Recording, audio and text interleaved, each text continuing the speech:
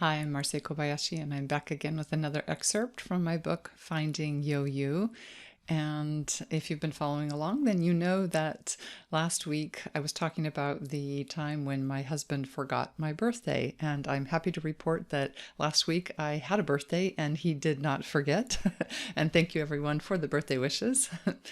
And I left you at the end last week hanging because I was wondering what did my husband Akira think about channeling and about me channeling.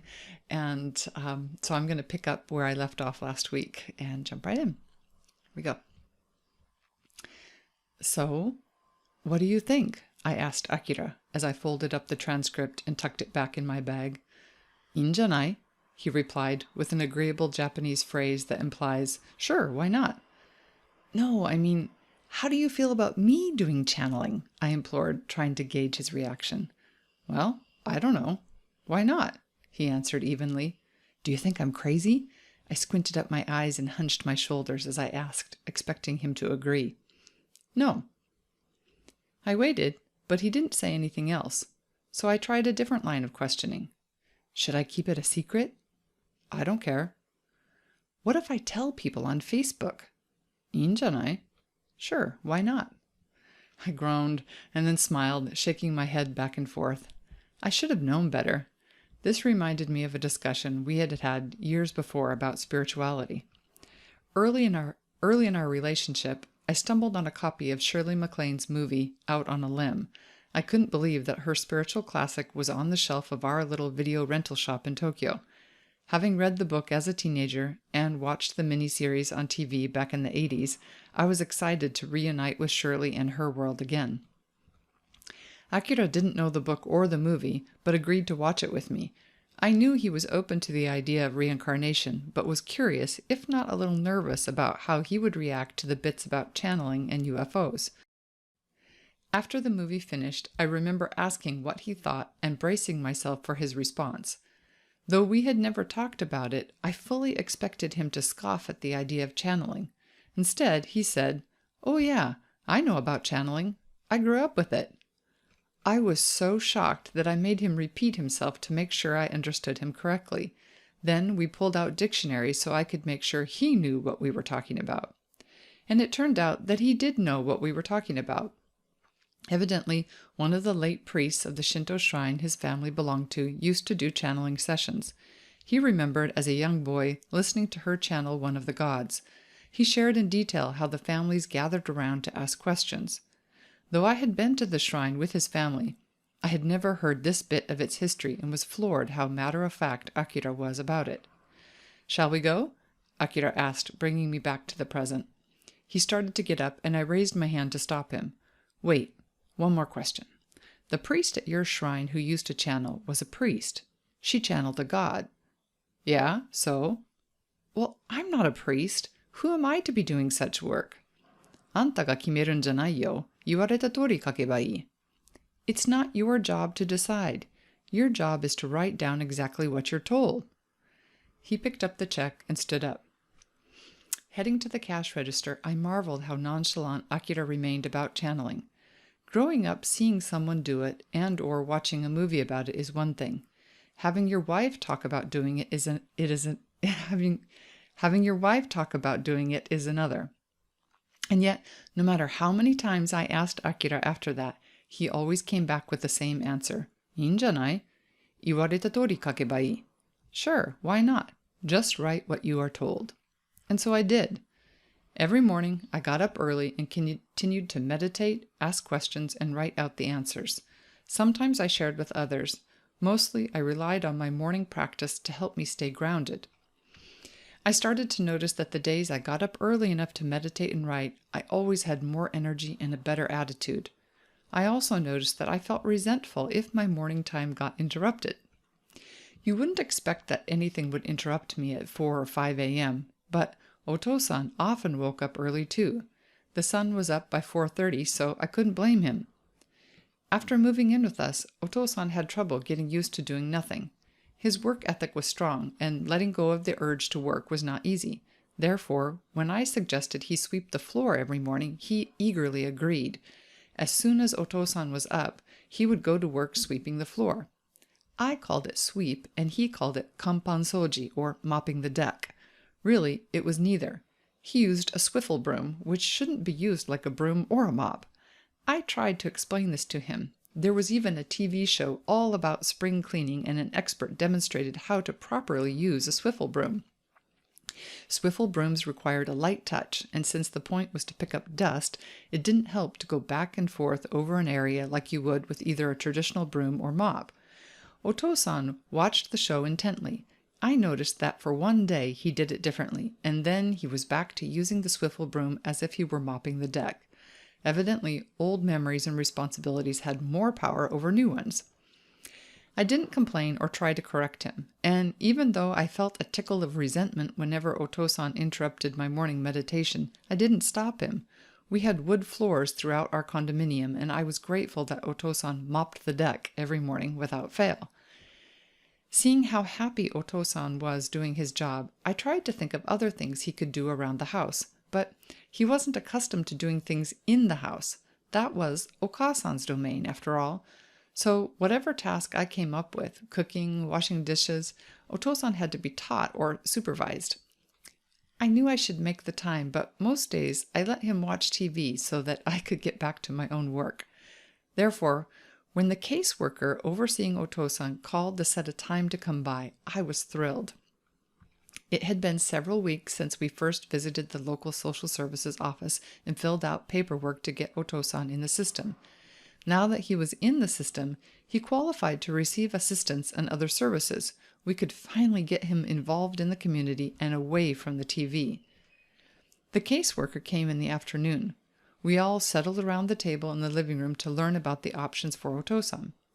First, the caseworker explained how volunteers could come to our home and help Otosan with daily activities.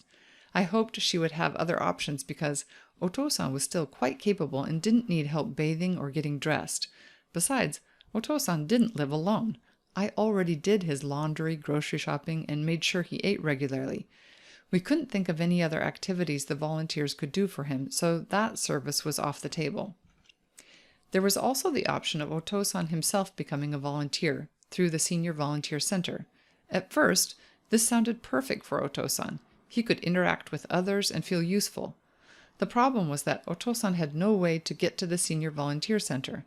They didn't have a pickup service, and he didn't know his way around the city well enough to go on his own. Moreover, most of the volunteer jobs currently available were for yard work.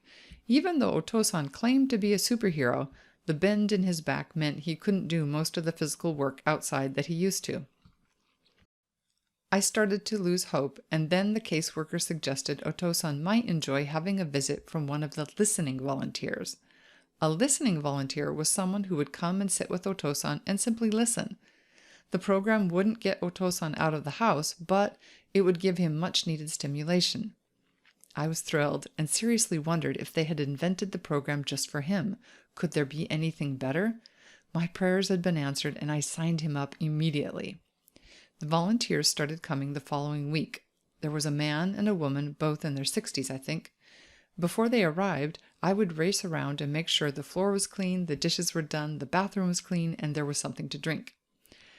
I tried to set up a hot pot and let Otosan serve the coffee or tea. He thought it was a good idea too, but as soon as the volunteers arrived, Otosan would start talking. He was so excited to talk that he would forget to serve it, even if it was sitting on the coffee table in front of him.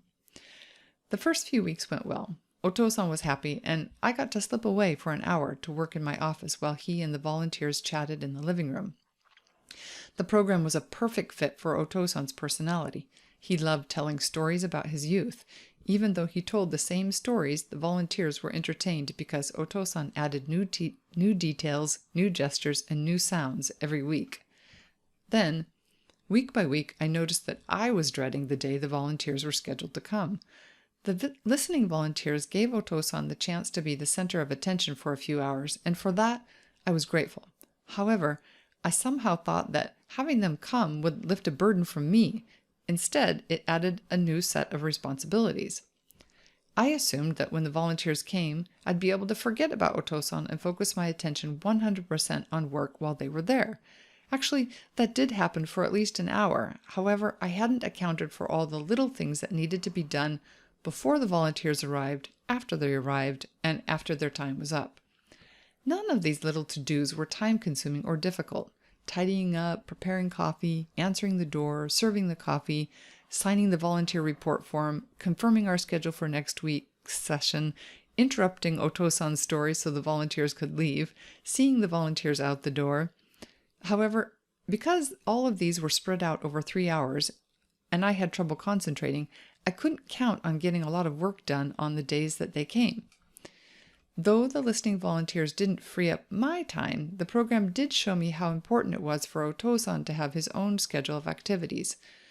First, on the days the volunteers came, he had a reason to take a shower and change his clothes. He had something to look forward to, and I could see a bounce in his step. Second, when Oto-san had a schedule, it meant that maybe I could have a schedule too. When we signed Oto-san up with social services, I was only thinking about him and what he would enjoy. Talking with the caseworker, though, I noticed how often she referred to my schedule. She understood that we needed to find appropriate programs so that Oto-san would be stimulated and so that I could have a break to do my work and/or just to simply take a break. Having someone from outside of the family recognize that Oto-san was having an impact on my schedule was like a little crack of light in the dark. When I shared with the caseworker how guilty I felt about feeling resentful of the listening volunteers, she understood. She knew I wasn't complaining about them. She knew I didn't want them to stop coming. She also knew that I needed other options for Oto-san just as much as Oto-san needed more stimulation. The caseworker started the process of getting us connected with a care manager for Oto-san so that we could enroll him in day service and short stays, 2 programs that I didn't yet understand and which later became my lifesavers. In the meantime, I started thinking more about my schedule. I was so used to adjusting my life around everyone else. On most days, it was no problem. However, I really depended on my early morning routine.